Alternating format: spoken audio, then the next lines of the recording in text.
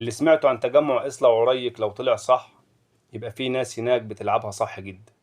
ناس اشتغلت بعقلها قبل ما تحط ايدها في جيبها، وعملت سور السلك ب15,000 جنيه بدل 60,000 جنيه، واشتروا شتلة الجزورين ب1.60 قرش بدل 7 جنيه. انت متخيل؟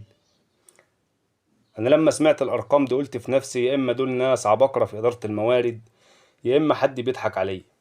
ازاي تكلفة السلك الشائك تكون 20,000 جنيه تتخفض ل3000 جنيه بس؟ وعشان كده ما ينفعش اقول لكم الطريق قبل ما امشي فيه بنفسي. انا اتواصلت معاهم، والراجل قال لي بالحرف: استناني هبعت لك كل حاجة مصورة من قلب الارض وبالفيديو وبالورقة والقلم. انا عايز اتكلم بشكل عملي. استنى عليا اسبوع وهبعت لك الصور والفيديوهات. لو مش مصدق ان الصور اتكلف قد كده هتشوف كل حاجة بعينيك. وده مقطع صوتي من قلب الارض في تجمع إصلع وري. بص يا باشا، اقول لك حاجه. انا بؤمن بالايه، التنفيذ. هو ده افضل حاجه تدل عنك، وافضل حاجه تسوق لك. وبعدين كل ما بتلاقي فيه مشكله وانت بتحاول تدور لها على حل، ده بيبقى بالنسبه لي افضل حاجه. تمام. فالناس لما تشوف بعينيها وتبص هتلاقي في ناس تعرض، الناس مش هتعارض وتقول لك لا ده ما فيش الكلام ده وبتعمل. انما الناس لما بتشوف صوت وصورة وكلام فعلا صح، محدش بيقدر يتكلم. انت لما تيجي تتكلم، الناس اللي عندك مثلا في سعال هيجي يتكلموا ازاي ومش ازاي، واحنا عملنا وكلفنا وبتاع. طب يا جماعة، ده من الواقع اهو، واحنا عملنا وتعالى شوف. بس غير كده بقى، الناس هتقول لك ده الناس ده هجاصه، الناس بتتكلم. فانا بحب الايه، العين اصدق من الكلام. ان انا ايه، انا نفذت وخلصت وتعالى شوف. فانا لما ابعت لك صوره الاسبوع اللي جاي مثلا وخلصنا ونفذنا وشوفنا وكده، هتعرف ان احنا عندنا برضو يعني تخطيط ما شاء الله، الحمد لله، يعني حاجه كويسه جدا يعني، وربنا يصلح الحال. وعلشان كده انا مش هسبق الاحداث، بس لو الكلام ده طلع صح يبقى احنا قدام تجربة لازم تتحكى وتتوثق وتوصل لكل واحد لسه واقف على أول الطريق. ما تستعجلش وتتواصل بدون ما تعرف التفاصيل كويس عشان ما تحرقش نفسك. الأفضل تستنى الحلقة الجاية عن السور السلك عشان الصورة تكون كاملة قدامك. انتظرونا في حلقة السور السلك. تجمع إصلع وريك فيه 100 بيت مخصصين، 500 فدان زراعي. المرحلة المطروحة دلوقتي فيها 67 بيت. الأراضي الزراعية 325 فدان. يعني لسه فيه فرصة حقيقية، والفرصة مش لأرض بس. التجمع فيه مسجد، دار مناسبات، وحدة صحية، مركز شباب، صالة ألعاب، وملعب كرة قدم. يعني مش بس هتزرع، انت كمان هتعيش وسط مجتمع حقيقي. تعالوا بينا نروح إصلع وريك. لكن قبل ما نروح لازم تسأل نفسك: المسافة قد ايه؟ الطريق عامل ازاي؟ وايه اللي هتقابله وانت رايح للأرض؟ لأن أي مشروع بيبدأ من الطريق. تعالوا نبدأ الرحلة من النفق لتجمع إصلع وريك.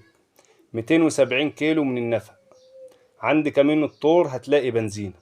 التجمع شرق البنزينة على بعد 3 كيلو من الطريق الدولي. البيوت بعيدة عن الأراضي 10 كيلو، يعني البيوت على بعد 13 كيلو من الطريق. 13 كيلو طريق ترابي. والتجمع يبعد عن مدينة الطور 25 كيلو متر. الطريق مش سهل، بس اللي عملوا سور ب15,000 أكيد كانوا شايفين إن المسافة تستاهل المشي. والمسافة مش بس بينك وبين الأرض، لازم كمان تسأل لو حصل ظرف طارئ: أقرب مستشفى فين؟ مستشفى الفيروز تبعد 23 كيلو متر. المستشفى العسكري 21 كيلو متر. مستشفى شرم الدولي 90 كيلو متر. يعني في حالات الطوارئ فيه رعاية قريبة والمسافة مقبولة. اللي مستبعد الطريق يتفضل يقفل الفيديو بكل حب واحترام، واللي ناوي يزرع يكمل معانا. طب علشان أزرع لازم تسأل الأسئلة الصح: ملوحة المياه، نوع التربة، أنهي زراعات هتنجح. تعالوا نجاوب بقى على الأسئلة دي. نسبة الملوحة من 800 إلى 1500 جزء في المليون. التربة رملية جيدة في الزراعة. طيب إيه المحاصيل اللي هتنفع هناك؟ لو هتزرع أشجار ممكن تزرع نخل، مانجا، ليمون، نبق عادي وتفاحي وتيه. الزيتون مش هينفع هناك لأنه بيحتاج ساعات برودة كتير. طب ايه المحاصيل الحقلية اللي هتنفع هناك؟ عندك قمح، شعير، فول. الخضروات والفاكهة: طماطم، فراولة، بصل، بطاطس، فلفل وكرنب، باذنجان، خيار. الليستة طويلة. وكمان النباتات العطرية ممتازة جدا هناك: زعتر، بردقوش، ريحان وغيرهم. لكن خليني أقول لك الحقيقة كاملة: مياه الشرب هناك لسه ما اشتغلتش بشكل دائم. الناس بتعتمد على العربية بتملى الخزانات كل فترة. البيوت هناك في المرحلة التانية اتشطبت، بس لسه ما تشطبش الطرق والأرصفة. فلو ناوي تبدأ خليك عامل حسابك. التجمع لسه ما زرعش فعليا، بس التربة والجو والمية كلهم بيقولوا إن الأرض دي تنفع. بس السر مش في الأرض ولا في المية، السر في الناس. ناس اجتمعت من غير أحزاب ولا مصالح ولا شو إعلامي. كلمتهم واحدة وقلبهم على بعض. الأرض هناك طولها 200 متر وعرضها 100 متر، والناس اشتغلوا بذكاء. رسموا الطريق قبل الزراعة، وزعوا أماكن الأشجار، عملوا شبكة ري بالتنقيط، ركبوا المواسير وظبطوا ضغط المية. كل خطوة محسوبة، وكل حبة رمل معمول حسابها. ده فيديو 5 دقايق شارح كل حاجة: ازاي تعمل شبكة ري في أرضك، ازاي تعمل الطريق. وده هنعمله في حلقة إن شاء الله كاملة. كل اللي انتوا شايفينه ده مش مجهود رجل واحد ولا مغامرة فردية، دي إسلا الخير. ناس تعاونت وحطت إيديها في إيد بعض، وكل واحد اشتغل بنية وساهم بفكرة. الناس اللي في إسلا ما استنوش دعم الدولة. الدولة عملت اللي عليها: بنت لك البيت وجهزت لك الأرض، وصلت لك شبكة مية، يعني فتحت الباب والدور عليك انت. والناس في إسلا سمعوا الندى وفهموه، زي ما ربنا قال في كتابه: ادخلوا عليهم الباب فإذا دخلتموه فإنكم غالبون. وهم دخلوا وغلبوا. ما استنوش دعم، ما استنوش إعلام، ما استنوش ظروف.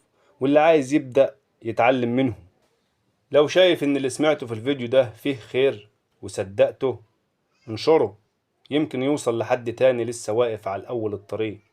وساعتها نكون كلنا رجال من أقصى المدينة، من المدينة للمدن كلها. في بيوت